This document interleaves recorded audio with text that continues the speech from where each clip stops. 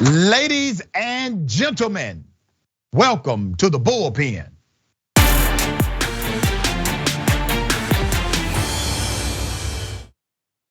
She's back in the Bullpen today. We have Ms. Hannah Cox, content manager at the Foundation for Economic Education, very accomplished individual. Ms. Cox, good to have you back on the show. How are you? So good to be back. Good to see you again. All right, we're gonna chop it up about this fascination that I'm seeing, and I'm sure you see it as well. Conservatives supporting Putin, praising the actions of Russia, and those who are silent also, when typically this would be a unifying issue for Americans when there's a functional democracy attacked, but it is not. I don't want to presume what you know or believe about that sentiment that's happening, so let us know and I will respond to you. Yeah, as far as that sentiment goes, I've been really troubled to see that and honestly a bit surprised. I consider myself a libertarian. I'm a non-interventionist. I don't want to see America getting involved any further in this conflict. And I do want to be clear that I think America already has its hands dirty somewhat when it comes to the Ukraine and Russia. So I want to make sure that we don't continue to assert ourselves in regions that have nothing to do with us, continue to destabilize regions, continue to empower groups that can one day come back to harm us and incur blowback from that, right? So I really want to see us stay out of this. I will praise Biden thus far for not putting boots on the ground, but I've been really surprised to see some, and I would put them on the far right. I wouldn't say these are mainstream conservatives, but some on the alt-right and far right have been actually praising Putin, seeming to really take Russia's side in this. I think that's very creepy and bizarre. You can be anti-war and you can be anti-interventionist without praising or simping for a psychopath, right? And so that's been very, very concerning to me. And I think there's all the difference in the world in saying that perhaps America has its hands dirty and that we're getting some blowback from some of this and excusing the actions of what Putin's doing right now, because there is only one country and one person who is actively attacking another country and pursuing a war and killing innocent people. And that's unilaterally wrong and should be condemned. Ms. Cox, hell has just frozen over because I agree with everything you just said. So let me highlight some nuances here, because Democrats and Republicans, they, in their leadership capacities, they have messed up other countries. I'm anti-war personally, okay? Our policy in America was to make sure Ukraine never could get a nuclear weapon or to denuclearize, right? And to abandon a lot of their weapons technology. That was a strategy by Republican and Democratic presidents. That was in American policy. Ukraine said, hey, listen, we need this stuff just in case we get invaded. Well, no. You're never going to get invaded. We're going to end up making you part of NATO. Lies, all right, lies, right? So we get in, they do some of it, then they get caught trying to not do what they said they would do in the agreement, and then they come back to the table. Looks like they did more as far as adhering to the agreement that the West or Western nations wanted them to do. They're not being invaded. It is clear, it's very clear that this is immoral, what Russia is doing. Now, the only pushback I have to your original proclamation is this. You may see this as people on the far right or alt-right, but let me bring your attention to people like Marjorie Taylor Greene. And I know we on the left, right? I'm a progressive guy. So I contextualize Marjorie Taylor Greene as an extremist. However, in the context of conservative politics, she is not. She's one of the top fundraisers for the Republican Party. She's one who is significantly praised by Donald J. Trump in his rallies across the country. And she gets probably just as many speaking engagements in front of conservative audiences as let's say Donald Trump or another mainstream Republican. So I don't see how she is to the extreme right of the conservative movement. And just on Friday, where was she at? She was at a pro-Putin white nationalist conference. And she has created a significant atmosphere around her that's basically pro-Putin. And if they're not all the way pro-Putin, they're definitely not anti-Putin. So help explain that. How does she fit into the agenda of conservative politics in America? Well, my opinion on Marjorie Taylor Greene is that she's cuckoo for Cocoa Puffs. I think she's off her rocker. And I think that that's a view held by most mainstream people. Now, look, we can have a conversation about where conservatism is and where it's moved. And I think that's valid, right? That's one reason I no longer say I'm a conservative. I'm a libertarian. And really what the conservatism movement was of the 80s and 90s is not where it's at now.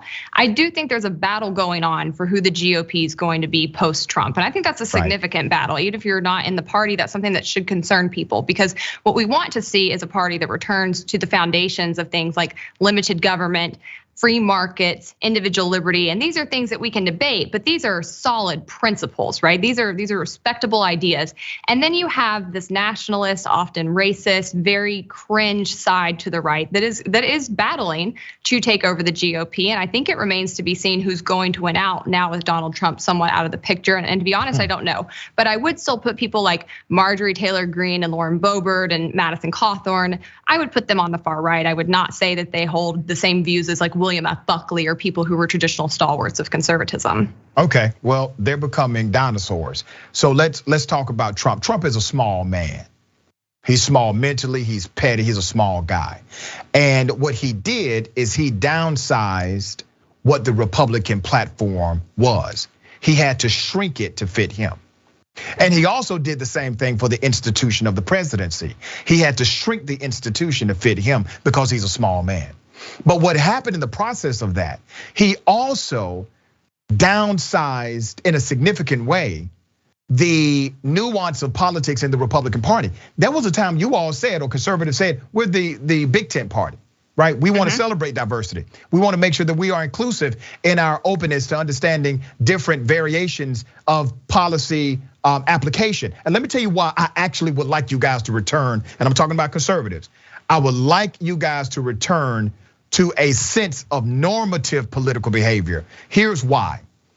As long as you all allow, I'm talking about conservatives, people like Trump, Marjorie Taylor Greene, Matt Gaetz, and others, as long as you allow the tail to wag the dog, Democrats will take advantage of that.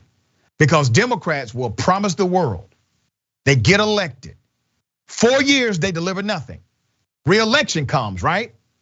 And all they gotta say is, well, hell, are you gonna vote for them or vote for me?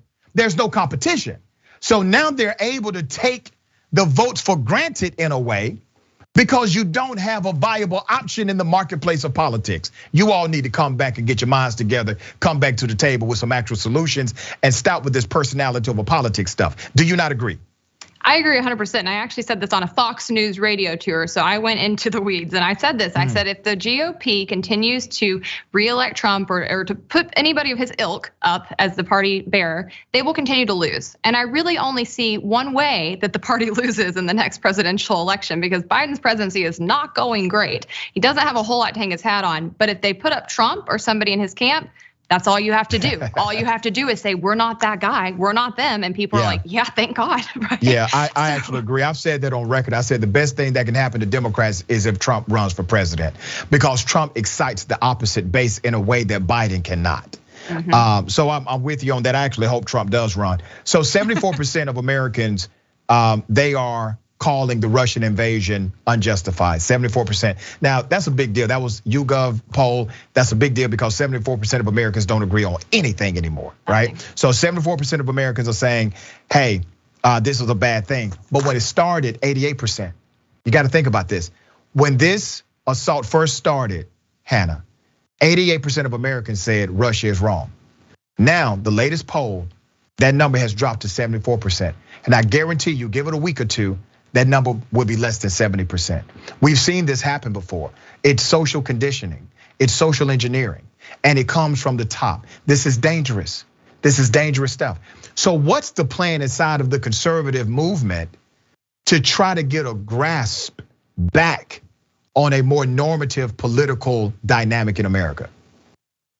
I don't want to tell you that there's a plan because I'm not sure there is one, to be totally honest. This is one reason I stay outside the party and I work mostly on policy, because as a whole, I really don't know that there is a concerted effort to really get things together. When it comes to, more specifically the anti-war effort, I think that I feel a bit more comfortable in, and I think you do still have a broad coalition of people who are progressives and libertarians and some principled conservatives who are in that coalition. And I think that we should be concerned with some of the narratives that are floating around about this conflict right now. I think there are a lot of war drums being built, a lot of fear mongering happening. And listen, I understand the feelings that people have when they see people being persecuted, they see people being killed, they see people rallying to defend their country. I understand the instinct, the humanity that would make you want to rush in and get involved. But I think we have to do a really good job of continuing to message to these people outside of the anti-war movement and remind them of how catastrophic our interventions have been over the past 2 decades, how much we have hurt the world through those interventions, how we have failed to ever actually keep people safe or prevent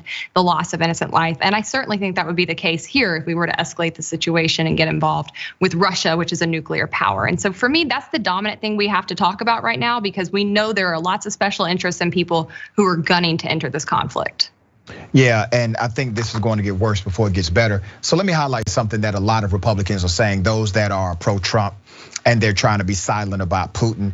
Obviously, Trump has called Vladimir Putin a genius, said he's smart. He tried to clean it up by saying, he's smart because everybody else is dumb. All right, so we know that two-step by Trump. Here's the thing.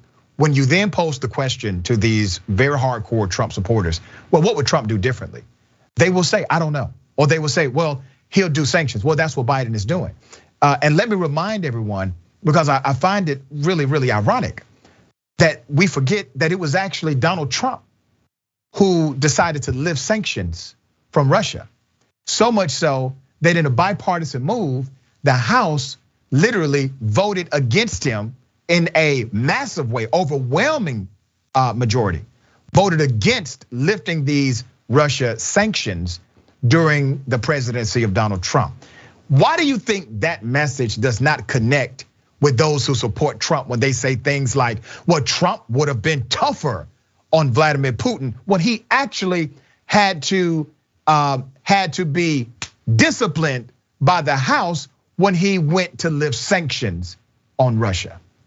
I think this is actually a pretty easy question to answer, and that's because most of his base was never ideological. They were never paying attention to actual policy. This is the same reason you'd see people like the NRA, which is supposed to stand for the Second Amendment, coming out and fundraising and cheerleading for Donald Trump, who actually passed more gun control than Obama.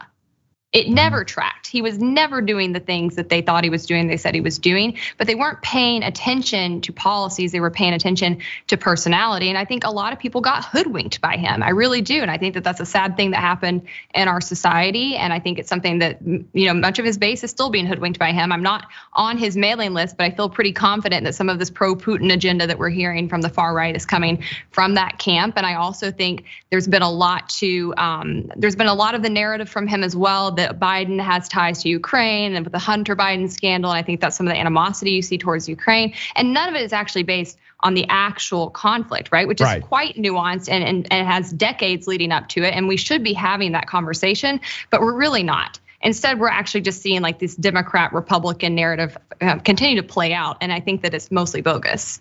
I have a theory, and I want you to tell me, am I off basis here? Here's my theory.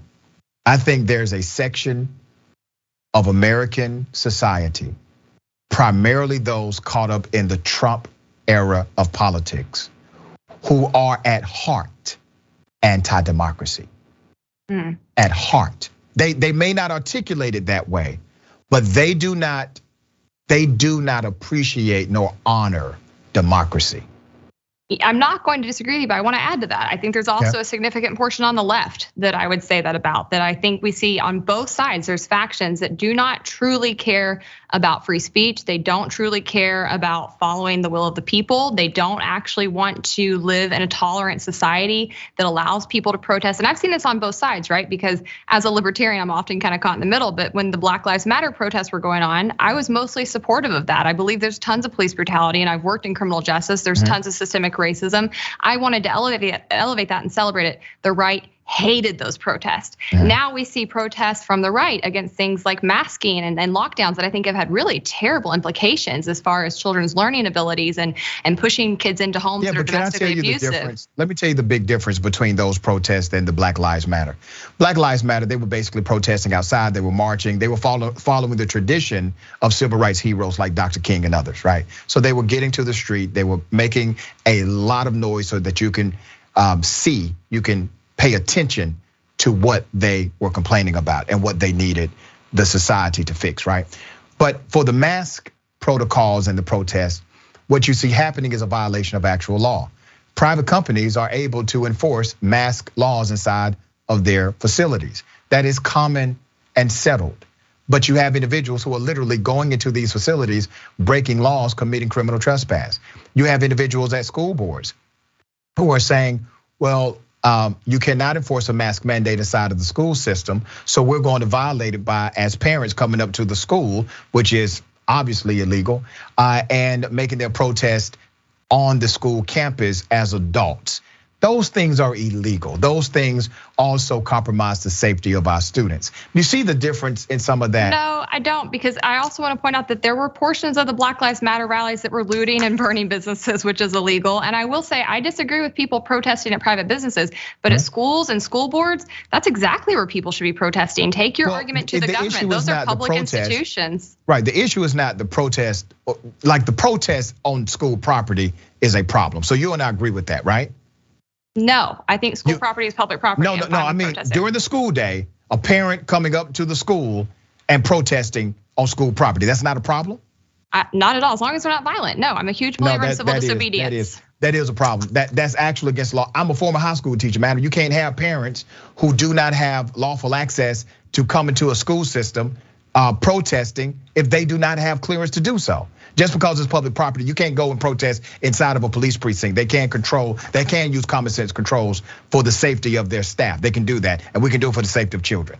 All right, I got to wrap. I got the next show coming up, but I appreciate you being on. You are always welcome to come back, okay? Thank you.